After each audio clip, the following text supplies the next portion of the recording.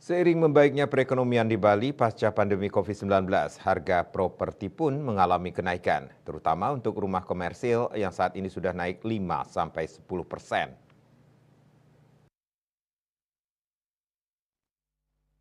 Ketua DPD Real Estate Indonesia Ray Bali Ana Agung Made Dharma Setiawan menilai harga properti di Bali saat ini sudah membaik pasca COVID-19 yang sebelumnya sempat stagnan. Demikian juga penjualan sudah meningkat di tengah peminatnya juga tinggi.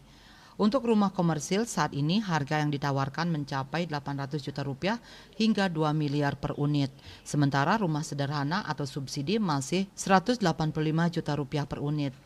Disinggung terkait permintaan rumah komersial di Bali, Agung Dharma Setiawan mengatakan permintaan rumah komersil dan sederhana sama-sama banyak, masing-masing memiliki segmen pasar tersendiri. Terlebih saat ini dibantu dengan sistem KPR di bank dengan syarat yang memudahkan masyarakat. Masyarakat bisa memilih KPR atau cash. Menurutnya saat ini pembelian rumah lebih banyak menggunakan KPR. Selain syaratnya yang mudah, sistem kredit jangka panjang ini cukup membantu masyarakat memiliki rumah. Ini sangat membantu baik untuk kalangan menengah ataupun atas. Jadi masyarakat lebih cenderung mengajukan KPR daripada cash. Bisnis Bali melaporkan.